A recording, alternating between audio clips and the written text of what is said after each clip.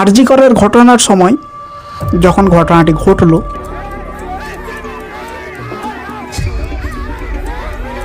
তখন কিন্তু সমস্ত রাজনৈতিক দলের নেতা নেত্রীরা কিন্তু একসাথে এসে আন্দোলন করতে শুরু করেনি। সবার আগে যে রাজনৈতিক দলের নেতা নেত্রীরা এসেছিল, যারা সাহায্য করেছিল সেখানে মাঠে নেমে, তাদের নাম তো নিতেই হবে। তার কারণ যারা করেছে তাদের নাম নিতে হবে, এবং সেটা প্রত্যেকটা মানুষ জানে। বামপন্থী দলের কিছু যুবক নেতা নেত্রীরা সেখানে কিন্তু গাড়ি আটকে ধরেছিল যাতে ভালোভাবে তদন্ত চলে। তারপর থেকেই কিন্তু ধীরে ধীরে মানুষের চোখ খুলে যায়, মানুষ জানতে পারে যে ঘটনাটি আসলে কি হয়েছে।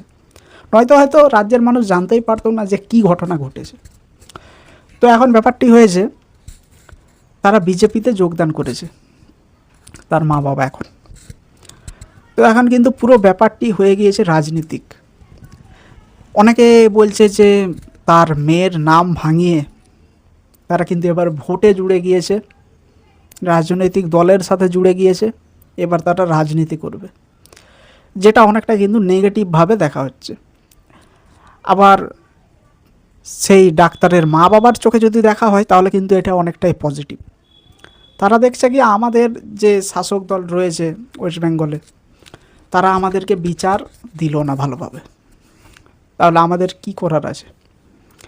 আমাদেরকে তার বিরুদ্ধে লড়তে হবে। আমরা কেন্দ্রীয় সরকারের রাজনৈতিক পার্টিতে কিন্তু যোগ দেব, এবং তারপর এই সরকারের ক্ষমতা উড়িয়ে দিয়ে আমরা বসবো, এবং আমাদের মতো, আমার মেয়ের মতো অবস্থা যাদের হবে তাদেরকে শাস্তি দেব। এটা কিন্তু অনেকটা দিক থেকে পজিটিভ দিক, যেটা অবশ্যই ভালো দিক। আসলে তাদের মধ্যে এত কিছু ভাবনা চিন্তা এলো কীভাবে, এটা একটা বড় প্রশ্ন। তার কারণ রয়েছে। কেউ শুধুই তো রাজনৈতিক দলে যোগ দিতে যাবে না, বিশেষ করে তারা যেহেতু আগে এইসব করেও নি, ইতিহাসে তাদের এইসবের নাম নেই। তো সিবিআই যখন আসছিল এইসব ঘটনার, আরজি করের ঘটনার যখন তদন্ত হয়, তারাও কিন্তু ঠিকঠাক মতো কিছু প্রমাণ দিয়ে কিছু করতে পারেনি। মানুষ চাইছিল কি, যে সিবিআই এসছে মানে একটা কিছু না কিছু হবেই। সাধারণ মানুষের মধ্যে সেই উত্তেজনাটা ছিল যে এবারে শাস্তি পাবে। কিন্তু শাস্তি পেলেও কি একজন, ওটাকে শাস্তি বলে না, ওটাকে বলা হয় খেলা ঘুরিয়ে দেওয়া। তো দেখুন, শুধুমাত্র আরজি কর নয়, এরকম ঘটনা অনেক জায়গায় ঘটছে, এবং প্রত্যেকটা সরকারের কাজ কি, সেই সিস্টেমের সাথে যারা জড়িত রয়েছে তাদের সবাইকে শাস্তি দেওয়া, যাতে পরবর্তীকালে এগুলি না হয়, এবং সেই সিস্টেমটিকে তৈরি করা ভালোভাবে, যে কীভাবে হলো। একটা তো দায়িত্ব রয়েছে, সে যেহেতু সরকার চালাচ্ছে, একটা রাজ্য চালাচ্ছে, তার তো দায়িত্ব থাকা দরকার। আর যদি দায়িত্ব না থাকে, তাকে কিন্তু সরকার থেকে সরে যাওয়াই দরকার, ইস্তফা। এরকম অনেক রাজ্য রয়েছে যেখানে মানুষ ইস্তফা চায়, কিন্তু তারা দেয় না, যারা চেয়ারে বসে রয়েছে। তো কলকাতার কথা যদি বলি, সিবিআই তাদের মন মতো কাজ করতে পারলো না, তার বাবা মায়ের যে প্রত্যাশা ছিল সেগুলি পূরণ করতে পারলো না। এদিকে যে সরকার, রাজ্য সরকার, সেও ঠিকমতো কিছুই করলো না।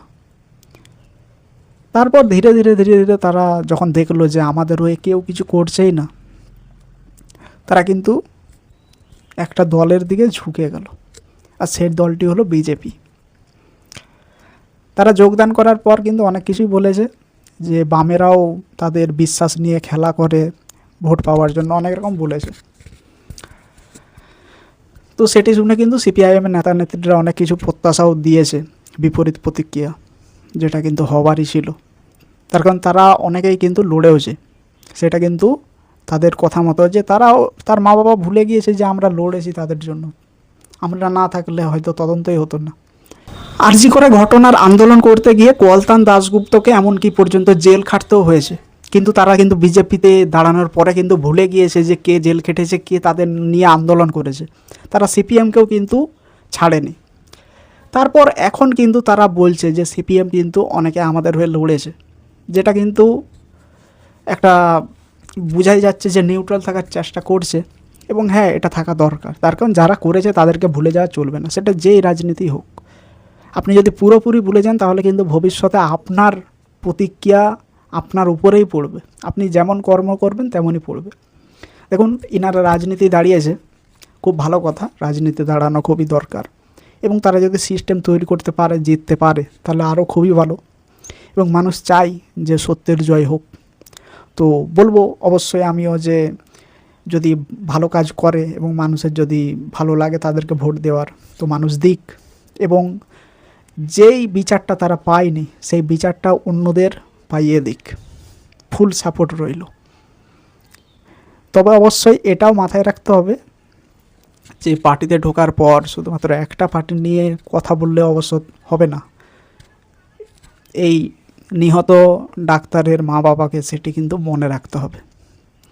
হয়তো যে পার্টিতে ঢুকেছে সেই পার্টির কোনো সিস্টেম ফাঁক রয়েছে যেটি নিয়ে তারা কথাই বলছে না, সেটি কিন্তু তাহলে একতরফা হয়ে গেল, ওটার কোনো দাম নেই।